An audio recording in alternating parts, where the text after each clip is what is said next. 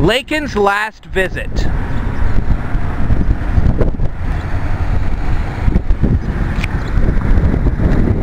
Abraham Lincoln's last visit to Coles County was indeed of a personal nature.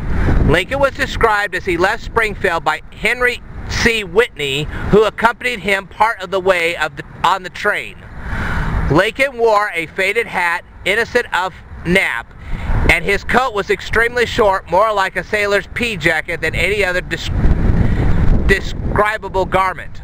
It was the same outer garment that he wore from Harrisburg to Washington when he went to be inaugurated. A well-worn carpet bag, quite collapsed, comprised his baggage.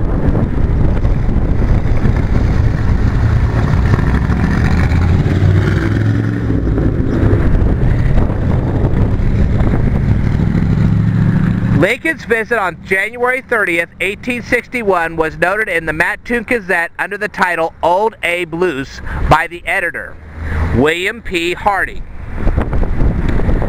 Mr. Lincoln seems to have made a temporary escape from the office-seeking host at Springfield, passed through this place last Wednesday evening. He came on the regular evening train from Chicago and went on the freight to Charleston, from which we understand from Honorable T.A. Marshall, who accompanied him, he will soon return to Springfield. Thinking it none of our business what Mr. Lincoln's business in Charleston was, we made no inquiries. And having seen him frequently, we concluded that as we wanted no office and could get none, even if we did, we would not impose our presence upon him during his short stay at the Essex House. The large crowd of all parties which collected on the platform were evidently delighted to see him, and he greeted his old friends cordially as though he were simple friend Lincoln and not the most noted personage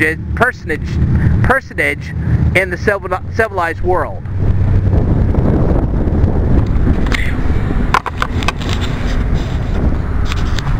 Okay. Railroads were greatly shortening travel time in Abraham Lincoln's day, pale in comparison to today's modes of high-speed transportation.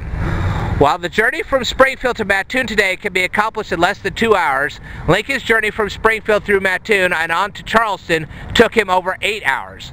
Lincoln's January 30th, 1861 itinerary from Springfield to Coles County was as follows.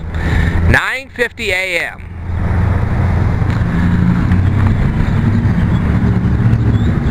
Lincoln left Springfield on the Great Western Railroad. 2:50 p.m. he arrives at Tolono in Champaign County to switch trains.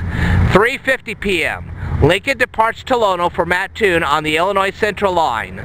5:15 p.m. the train carrying the President-elect arrives in Mattoon. 5:40 p.m.